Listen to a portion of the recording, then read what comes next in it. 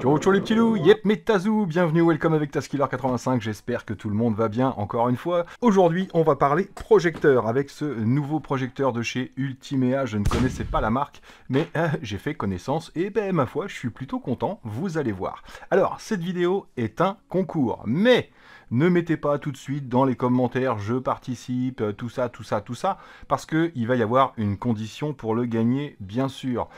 Donc restez à l'affût et pendant la vidéo, à n'importe quel moment de la vidéo, je couperai et je vous dirai quelles sont les conditions de participation au concours. Donc restez à l'affût si vous voulez gagner ce petit Ultimea Apollo P40.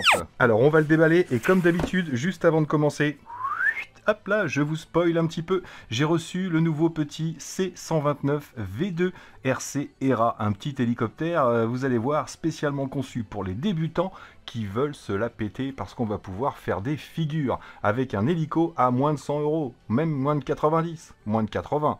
Peut-être même moins de 70. Bref, très vite, le RC ERA C129 V2 en vidéo, peut-être pour samedi, je ne sais pas. Donc, comme je vous l'ai dit, concours, résultat semaine prochaine, mercredi prochain, et bien sûr, le concours de la dernière vidéo, le résultat sera dans la vidéo de samedi, donc restez à l'affût, comme d'habitude. Donc sur cet Ultimea Apollo P40, on a un autofocus, il est en 1080p et accepte la 4K, bien sûr. Il a un keystone automatique, bref, plein de choses. Je vais vous donner les spécificités, mais surtout, je le déballe et on voit ça.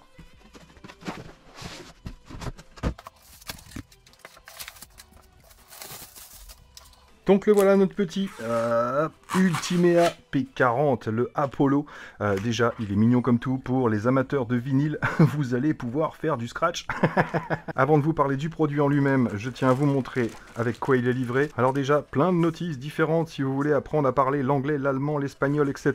Mais surtout, une notice en français très complète. Il est garanti 1 an et vous pouvez contacter le SAV à tout moment. Ils répondent directement. Ça fait plaisir. On a bien sûr une télécommande qui fonctionne avec 2 piles LR06, un petit câble d'alimentation sans transfo puisque le transfo est à l'intérieur. Vous aurez également un câble AV vidéo, jack d'un côté 3.5 et l'AV vidéo que vous connaissez tous à l'ancienne si vous avez un magnétoscope et un câble HDMI. Sur la télécommande, on va retrouver le bouton de mise en route, le bouton source pour choisir pour la source externe bien sûr, un bouton de navigation en 4 points avec une validation OK, le bouton Home pour revenir au menu principal, le bouton Retour, le bouton Menu, un bouton de volume moins plus avec la coupure du son, et ensuite le réglage du focus manuel, focus moins, focus plus, et l'accès aux paramètres. Donc télécommande très simple, mais efficace, et surtout efficace à 360 degrés. Vous n'êtes pas obligé de diriger la télécommande vers l'appareil pour que ça fonctionne. Ça, c'est plutôt sympa. L'appareil en lui-même, c'est un carré, il fait 26,5 par 26,5 par 105 mm de haut et il pèse 2,9 kg. On a un gros bouton de mise en route ici, qui ne sera pas utile puisqu'on peut le mettre en route également avec la télécommande. On a des capteurs en façade pour pouvoir avoir le réglage de l'autofocus et dès que vous le mettez en route, il va faire un réglage automatique du focus et du trapèze.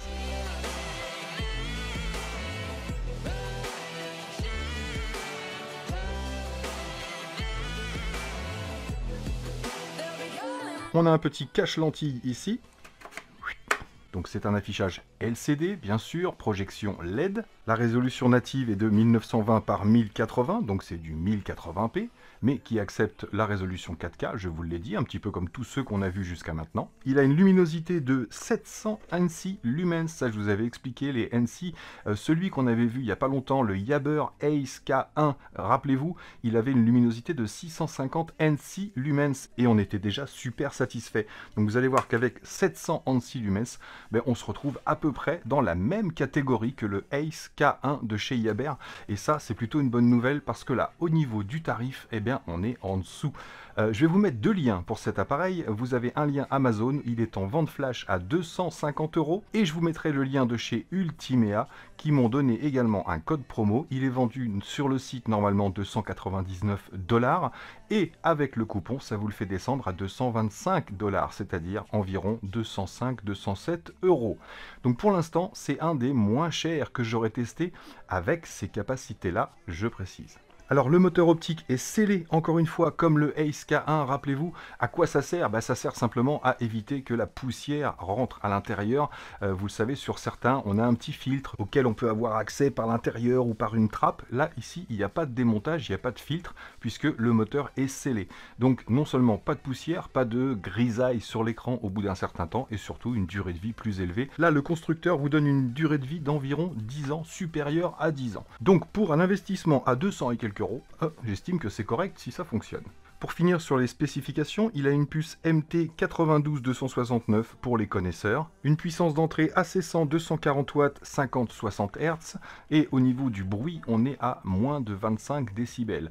Donc autant vous dire qu'on entend le ventilateur quand il se met en route, mais dès qu'on est au minimum du son, parce que je vais vous parler du son, on n'entend plus rien, il est ultra discret. Donc sur le côté droit ici, on a le son DSP 2x5 watts, donc 10 watts de puissance. Après, bien sûr, vous allez pouvoir le relier non seulement en filaire à des enceintes, mais également en Bluetooth. Bien évidemment, tout le monde va passer par une barre de son, mais déjà, si vous l'utilisez seul, vous allez voir que le son est vraiment correct. Donc bien sûr, bi-band comme beaucoup en 2,4 GHz ou 5 GHz au choix, et le Bluetooth est en 5.0.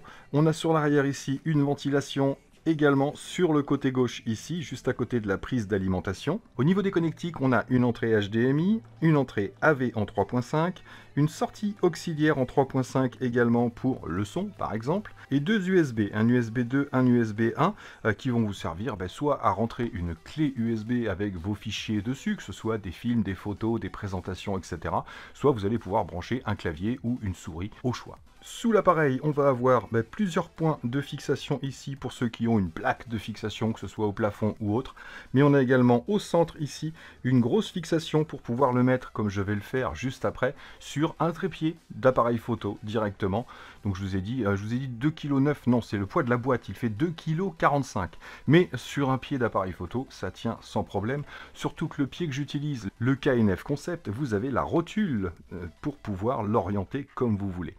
Au niveau de l'orientation justement, il va jusqu'à 20 degrés sur le côté. On va pouvoir le mettre sur le côté pour projeter un écran droit. Au niveau de la distance de projection, il faudra être minimum à 1 mètre du projecteur pour avoir une image nette d'environ 90 cm de diagonale. Donc il va de 35 à 150 pouces, ce qui veut dire 3,80 m de diagonale. Nous, tout à l'heure, on va aller dans le salon, on va le tester sur un écran avec 3 mètres de diagonale et je suis environ à 4,20 m, 4,30 m de distance de l'écran. Donc rappelez-vous, pour ceux qui veulent un projecteur à mettre à 50 cm d'un mur, ça ne fonctionnera pas. Il faut minimum 90 cm de recul par rapport au mur. Donc voilà pour les spécifications complètes de ce petit Ultimea. Donc c'est parti, on va aller l'installer dans le salon et on va tester avec de la lumière, sans la lumière. On va même voir la petite MJX 14301 en jeu vidéo. Oui, on va tester sur du jeu vidéo, sur du Netflix, etc. Et vous pourrez vous faire une petite idée de ce petit engin. Donc voilà ce que ça donne sur un écran de 3 mètres de diagonale, donc environ 118 pouces. Là je suis un petit peu ébloui. Donc écoutez, on retrouve la configuration qu'on a habituellement, qu'on avait retrouvé sur le Yaber Ace K1. Là, je me suis simplifié la tâche en installant le P40 sur un pied, directement sur un trépied. Donc l'avantage, c'est qu'on va pouvoir se régler à la hauteur qu'on veut, l'orientation qu'on veut, etc. avec la petite rotule, et c'est vrai que c'est bien plus pratique. Donc je filme en même temps avec mon smartphone pour avoir une meilleure qualité d'image, et je précise que la lumière est allumée, donc on a une luminosité plutôt correcte. Ils annoncent 700 lumens NC, donc écoutez, je veux bien y croire pour l'instant. Et comme je vous disais, on retrouve la même configuration que sur le Yaber Ace K1 qu'on avait vu, donc on n'a pas d'Android, on n'a pas de Netflix, on n'a rien d'installé. Donc soit il faudra installer un Fire Stick directement sur l'appareil, ou alors vous branchez en HDMI sur votre PC. Tac, je rentre dans les paramètres, et donc on a les paramètres réseau, les paramètres Bluetooth, puisqu'on va pouvoir, comme je vous l'ai dit, le relier directement à une enceinte Bluetooth ou à un système d'enceinte Bluetooth. Les paramètres de langue, comme vous le voyez, on peut choisir la langue et donc mettre en français. Réglage de la date et de l'heure, retour aux paramètres d'usine. Mise à jour du système, là c'est fait, je suis à la dernière mise à jour, et les paramètres de projection. Donc on a le mode d'installation, selon si vous êtes devant, derrière l'écran, à l'envers, à l'endroit, etc. La correction trapézoïdale en 4 points, donc ça, soit vous êtes en automatique, soit vous êtes en manuel ici, et c'est le même principe. Vous validez pour changer de coin, et ensuite vous réglez votre angle, bien évidemment, pour adapter à votre écran. Je fais retour, hop. Correction trapézoïdale et horizontale verticale comme l'ancien modèle. Donc là, on va directement jouer sur hop, les angles, agrandir, dézoomer. On peut bien sûr réduire l'écran. Hop. Et là, je suis environ à 4 mètres de l'écran pour avoir une image de 3 mètres de diagonale. Autocorrection multidirectionnelle. Là, si on valide, ben, je n'aurai plus la correction manuelle, comme celle-ci. Autofocus, mais on peut le régler aussi manuellement. Et autofocus au démarrage de l'appareil. Donc, on peut régler le focus directement en manuel ici. Donc, hop, je fais plus, je fais moins. Hop, et on peut trouver le bon réglage assez facilement. Donc, bien sûr, Miracast pour le système Android, AirPlay pour le système Apple. Pour tout ce qui est en dessous, c'est quand vous avez une clé USB de brancher et vous pouvez avoir accès aux vidéos, à la musique, aux photos, etc., etc. Et sur la gauche, ici, on va pouvoir choisir dans les options des entrées. Donc soit l'HDMI, ce qu'on va faire tout de suite pour tester avec la console, voir ce que ça donne, soit AV tout simple. Ici, pour le Bluetooth, si je rentre dans les paramètres Bluetooth, ici, c'est pour ajouter un accessoire. Et haut-parleur Bluetooth. Et donc ce menu-là, c'est pour vous servir du projecteur comme enceinte Bluetooth. Bon, ça vous dit d'aller faire un petit tour en voiture, donc on met tout de suite en route la console et on va faire du grid. Donc pour ceux qui ont l'habitude de l'interface de la PlayStation, c'est la PlayStation 4, hein, je me la pète pas. Voilà ce que ça donne toujours avec la lumière allumée, bien sûr. Donc on a vraiment quelque chose de très correct. Donc je lance grid et surtout, j'éteins la lumière pour avoir encore plus de netteté. Bon, vous l'avez reconnu, je l'ai déjà fait ce circuit, mais il faut absolument que je vous montre la petite MJX, la 14301, la petite Lancia Delta. Donc c'est parti. Écoutez-moi ce petit son. Je vais rester à 1 mètre du projecteur, de façon à ce que vous ayez l'idée du son. Et au niveau du volume, je suis à combien? Regardez. Je suis pas à fond. Là, je suis à fond. Donc, je vais baisser un petit peu. Hop, c'est parti.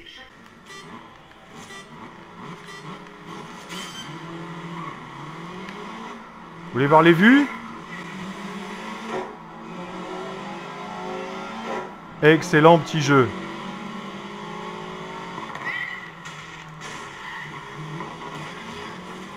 Ok, tu calmes. Tu es déjà pas mal rentré dedans. Ah, c'est mon ennemi maintenant.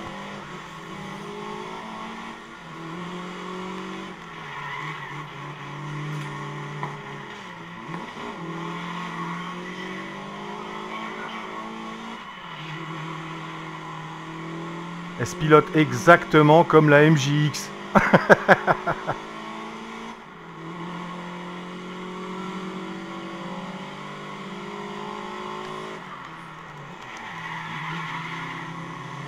Allez, t'as qu'à me faire l'intérieur, toi, si tu sais pas quoi faire, hein.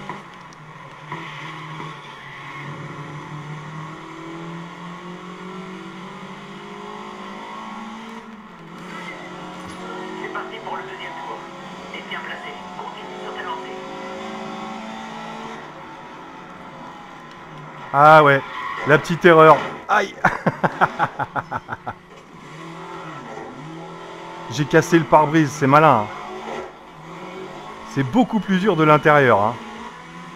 Flash spécial, je vous avais dit que cette vidéo est un concours. Donc, pour participer, c'est simple. Oui, je veux un commentaire sous cette vidéo. Pas besoin de liker, de vous abonner ou de partager. Ça, comme d'habitude, vous le faites si vous en avez envie et si vous pensez que ça peut intéresser quelqu'un que vous connaissez.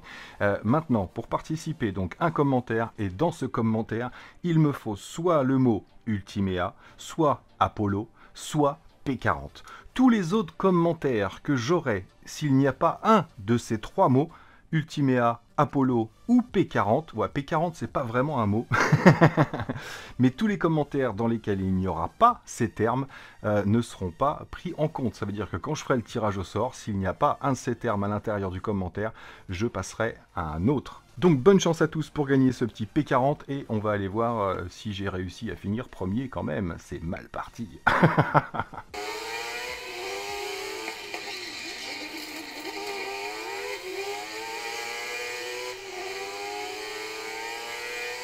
Salut Isabella. C'est super propre. Yacine n'a pas encore testé sur le grand écran, mais je pense qu'il va kiffer.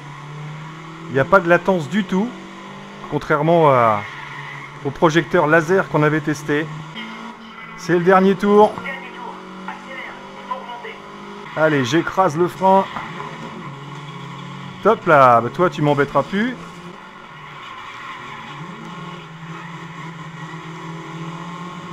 Bon bah voilà. Je me serais pas ridiculisé. Allez! Bon bah comme vous l'avez vu, c'est vraiment super propre et c'est impressionnant. Donc je viens de brancher mon PC dessus directement pour avoir accès à Netflix. Donc comme je vous ai dit, c'est ça ou une petite Fire Stick. Et donc voilà ce que ça donne encore une fois avec la lumière allumée juste au-dessus. Donc on va l'éteindre. Oh, c'est moderne, il y a juste à appuyer sur un bouton, vous aussi. Et donc voilà la résolution qu'on a quand même, c'est plutôt correct, hein, franchement, pour un petit engin à moins de 300 €. Même au niveau du son, hein, franchement, le ventilateur, on l'entend à peine. Et là, si je monte le son encore... Sa voiture doit pas être loin d'ici, d'accord? Je veux que tu la trouves et que tu ailles à Carrollton. Il y a un peu d'argent là-dedans. Voyez, je suis à 2 mètres du projecteur à peu près. Il y a une société de stockage, Get and Go. Une fois là-bas, tu cherches le 320, ok? Rien du tout. Ah, le son est vraiment correct. Donc je vous ai mis quelques petites images 4K directement sur YouTube. Donc vous le savez, hein, c'est un 1080p, mais on peut lire, il est compatible avec la résolution 4K. Et franchement, les images sont super jolies. Si on regarde sur mon écran de PC, vous voyez, par rapport à l'écran là-bas, franchement, on a un peu plus de luminosité sur mon PC, mais franchement, pas grand-chose. Alors après, on n'a pas vu les réglages. Ici, quand on est sur les vidéos, on peut aller dans les réglages directement. Là. Et on a bien sûr le mode d'effet d'image. Donc ça, tout le monde connaît. On peut régler la luminosité, le contraste, etc. La température de couleur. Et on peut choisir dans un mode prédéfini. Donc là, on a utilisateur. Standard, c'est celui qu'on était. On a vif. Tac. Moi, j'aime pas du tout en vif. Bon, sport, film, jeu. Film, c'est un peu plus terne généralement. Et économie d'énergie. Ah, l'écureuil a changé de couleur. Donc on laisse en standard. Voilà, c'est bien plus sympa comme ça. Et sinon, l'autre option qu'on a, je ressors. L'autre option qu'on a, c'est le mode d'affichage ici, où on va pouvoir choisir automatique, plein écran. Donc là, on est déjà en plein écran. Ne pas zoomer. Si on était en zoom, ça dézoomerait. Ou alors, on a le choix du 4 tiers pour les amoureux du 4 tiers, bien sûr. Ça dépend de la taille de votre écran et de la forme de votre écran. Mais c'est bien, c'est qu'on n'a pas de déformation d'image. Ah, franchement, c'est super joli. Beau gosse! Une loutre. Vous aurez tous reconnu la loutre d'Amazonie. Donc encore une fois, pour avoir une idée de la taille, hein, voilà, faut que je me mette devant. Donc vous vous rendez compte un petit peu de la dimension du truc. Ah! Une grenouille. Franchement, les images sont vraiment jolies. Après, voilà, on n'est pas sur du 4K laser, hein, c'est sûr et certain.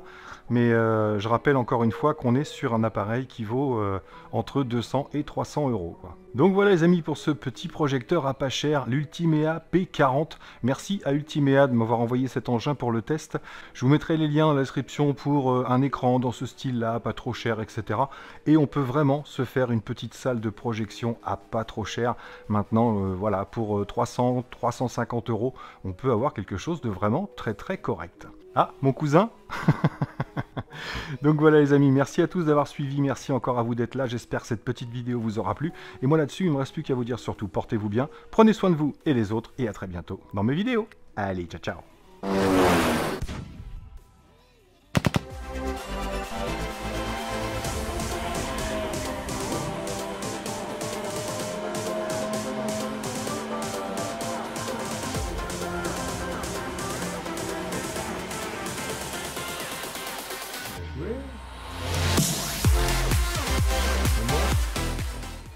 Et moi